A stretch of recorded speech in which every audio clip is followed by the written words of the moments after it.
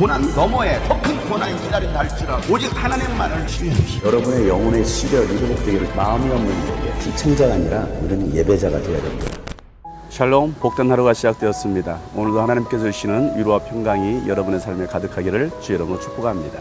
함께 나눌 말씀은 고린도전서 7장 25절부터입니다. 주님께서 처녀들에 대해서 하신 명령을 나로서는 받은 것이 없습니다. 그러나 나는 주님의 자비하심을 힘입어 믿을 만한 사람이 된 사람으로서 의견을 제시합니다. 지금 닥쳐오는 재난 때문에 사람이 현재 상태대로 살아가는 것이 좋다고 나는 생각합니다. 아내에게 매였으면 그에게서 벗어나려고 하지 마십시오. 아내에게서 놓였으면 아내를 얻으려고 하지 마십시오. 그러나 결혼한다고 할지라도 죄를 짓는 것이 아닙니다. 그리고 처녀가 결혼을 하더라도 죄를 짓는 것이 아닙니다. 그러나 그들이 살림살이로 몸이 고달플 것이므로 내가 아껴서 말해주는 것입니다.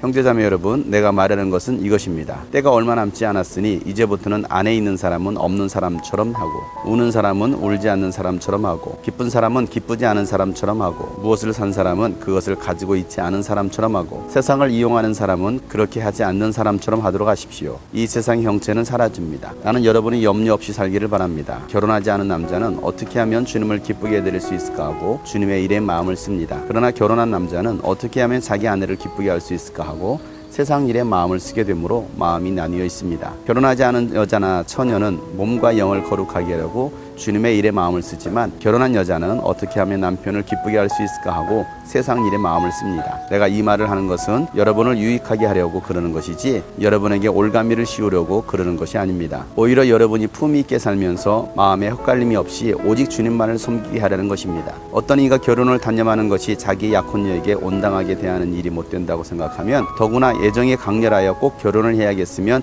그는 원하는 대로 그렇게 하십시오. 결혼하는 것이 죄를 짓는 것이 아니니 그런 사람들은 결혼하십시오. 그러나 결혼하지 않기로 마음을 굳게 먹은 사람이 부득이한 일도 없고 또 자기의 욕망을 제어할 수 있어서 자기 약혼녀를 처녀로 그대로 두기로 마음에 작정하였으면 그것은 잘하는 일입니다. 그러므로 자기의 약혼녀와 결혼한 사람도 잘하는 것이지만 결혼하지 않는 사람은 더 잘하는 것입니다. 아내는 남편이 살아있는 동안에는 그에게 매여 있습니다. 그러나 남편이 죽으면 자기가 원하는 사람과 결혼할 자유가 있습니다. 다만 주님 안에서만 그렇게 해야 할 것입니다. 내 의견으로는 그 여자는 그대로 혼자 지내는 것이 더 행복할 것입니다. 나도 하나님의 영을 받았다고 생각합니다.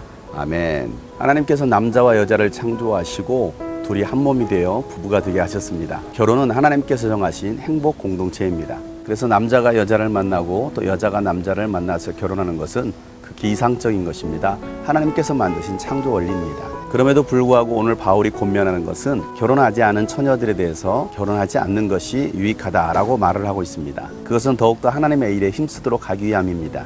앞으로 닥쳐올 재난 때문에 지금이 있는 상태로 지내는 것이 훨씬 유익하다라고 말을 합니다. 지금은 우리 마지막 시대 또 고난의 시대에 살고 있습니다. 마지막 시대가 되면 우리의 믿음을 지키는 것이 결코 쉬운 일은 아닙니다. 여러 가지 환경들로 인해서 우리의 믿음을 흔들어 놓고 또 믿음에서 떠나게 하는 일들이 일어납니다. 이런 세상에서 우리가 믿음을 지킬 수 있는 방법은 오직 하나님을 바라보고 예수 그리스도를 신뢰하며 그분을 따라가는 것입니다. 주님의 나라를 소망하고 주님의 영광을 위해 살아가는 것, 그것이 크리스찬의 삶입니다. 그런데 혼자 살고 있던 여자가 남자를 만나서 결혼을 하게 되면 이 여자는 남편을 즐겁게 하려고 세상 일에 마음을 쏟게 됩니다. 그 전까지는 하나님을 기쁘시게 하는 삶을 살기 위해서 영과 몸을 다스렸습니다. 그런데 결혼하고 나니까 그때부터는 남편을 즐겁게 하려고 합니다. 믿지 않는 남자를 만나서 결혼이라도 한다면 그 믿지 않는 남자의 반대로 인해서 그 신앙에 어려움을 겪기도 합니다. 핍박이 더해질수록 아내는 견디지 못하고 믿음에서 떠나는 경우들을 많이 보게 됩니다. 그래서 바울은 결혼하지 않은 여자들은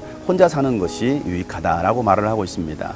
남자들도 마찬가지입니다. 혼자 살 때는 모든 시간과 물질과 마음을 주님을 위해서 쓰기도 합니다. 그러다가 여자를 만나게 되면 마음이 빼앗기고 여자를 즐겁게 하기 위해서 자신의 모든 것들을 그곳에 쓰게 됩니다. 결국 남자나 여자나 결혼이라는 제도를 통해서 살림살이에 매이게 되고 결국은 하나님을 위해서 살아가지 못하는 일들을 종종 보게 됩니다. 바울은 그것을 염려해서 혼자 사는 것이 유익하다라고 말을 하고 있는 것입니다. 우리는 마지막 시대를 살고 있습니다. 이 마지막 시대를 살아가는 그리스도인들이 어떻게 살아가는 것이 옳은 것인지 우리는 이 말씀을 통해서 다시 한번 기억해야 합니다. 바울은 지금 주어진 그 환경 속에서 가진 것을 다 누리면서 살지 말고 마치 가지 않은 사람처럼 살아가라고 말을 하고 있습니다. 안에 있는 사람은 없는 사람처럼 살고 우는 사람은 울지 않는 사람처럼 하고 기쁜 사람은 기쁘지 않은 사람처럼 살라라고 말을 합니다.